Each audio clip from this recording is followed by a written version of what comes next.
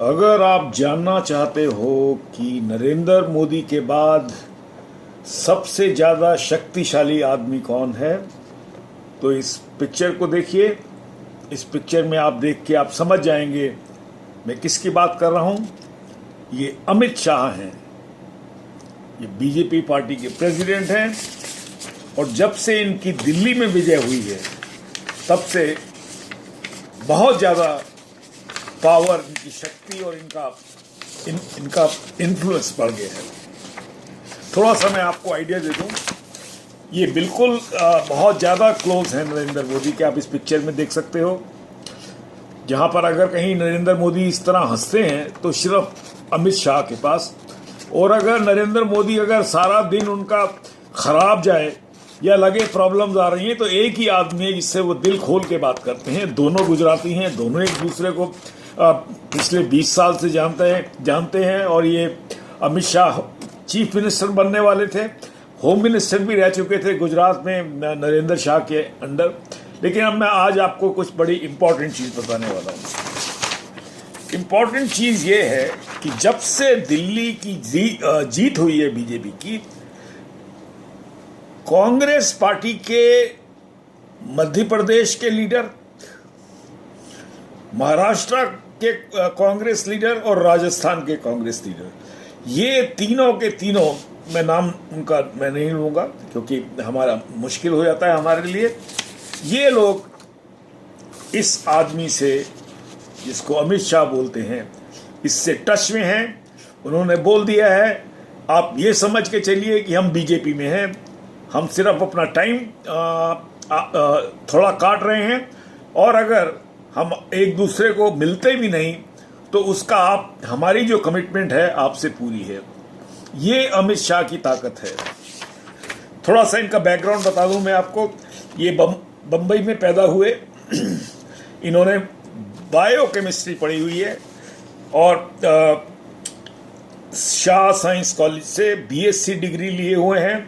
और उसके बाद इन्होंने अपने पिताजी के बिजनेस में काम किया जो कि पीवीसी पाइप का बिजनेस करते हैं।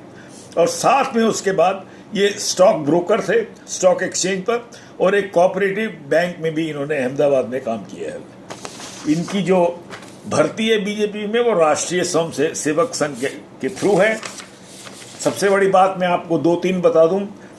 अमित शाह प्लेन से उड़ना पसंद नहीं करते, जितना जा सकते हैं रेल से जाते हैं, और अगर कभी प्लेन में जाते भी हैं तो एक रेगुलर फ्लाइट में जाते हैं, प्राइवेट प्लेन में नहीं जाते। इसका मतलब आप समझ सकते हैं कि बड़े सीधे साधे इनकी थिंकिंग है। और आप इनको कभी भी नहीं देखेंगे कुछ करते हुए जिससे लगे कि जितने वो पावरफुल हैं उस हिसाब से वो ना शो करते, ना वो कुछ करने ऐसा करते हैं। जो असली बात मैं आपको बता रहा हूं कि जितने भी कांग्रेस के लीडर अमित शाह से टच में हैं, और अमित शाह ने उन सबको बोल दिया है, हाँ हम आपका केस समझेंगे, देखेंगे। लेकिन जो दिल्ली में हुआ बीजेपी वालों के साथ, अमित शाह ने एक बड़ा अजीब डिसीजन लिया कि जितने भी ये बीजेपी के एमएलए हैं, सॉरी कॉरपोरेटर्स हैं, जिनके ऊपर बहुत करप्शन के चार्जेस हैं, तो उन्होंने एक डिसीजन लिया कि जितने भी बीजेपी की एमसीडी में कॉरपोरेटर्स थे उनको दोबारा टिकट नहीं मिलेगा। उससे क्या हुआ, लोगों का गुस्सा होता है किसी अपने कॉरपोरेटर के ऊपर, या वो कॉरपोरेटर करप्ट होता है तो उनको एक नया फेस मिल जाता है। ये एक बहुत ही ब्रिलियंट स्ट्रेटेजी है, लेकिन इस ब्रिलियंट स्ट्रेटेजी के अंदर बीजेपी के लोगों के लिए बहुत खतरा है। मान लीजिए जब चुनाव होते हैं, चाहे गुजरात में होते हैं, चाहे राजस्थान में, चाहे मध्य प्रदेश में, चाहे कर्नाटका में, और अमित शाह ये डिक्लेयर कर देते हैं कि हम सारे के सारे नए फेसेस लाएंगे, तो उसके अंदर आपको ये नहीं मालूम कि आप बीजेपी के, चाहे वहाँ के सिटिंग एमएलए हो या आप हो, तो आप कहाँ जाएंगे। और ये क्योंकि दिल्ली में ये ऐसे चला, उससे सारा का सारा गेम जो है वो बीजेपी के पार्टी प्रेसिडेंट के पास आ जाता है। और एक बात इसमें और आ जाती है कि जो भी पार्टी ठीक करेगी उसी पे एमएलए का और एमपी का फ्यूचर टिका रहेगा। तो इस हालत में बीजेपी के पार्टी प्रेसिडेंट की ताकत बहुत ज़्यादा बढ़ जाती है।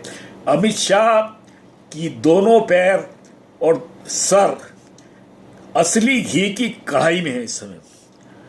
उनके पास आज की तारीख में नरेंद्र मोदी के बाद जो दूसरा सबसे पावरफुल आदमी है उसका नाम है अमित शाह। आप अगर बीजेपी में हैं तो आप उनसे टच में रहिए, उनको समझने की कोशिश कीजिए, तो आप शायद कहीं बीजेपी में पहुंच पाएंगे।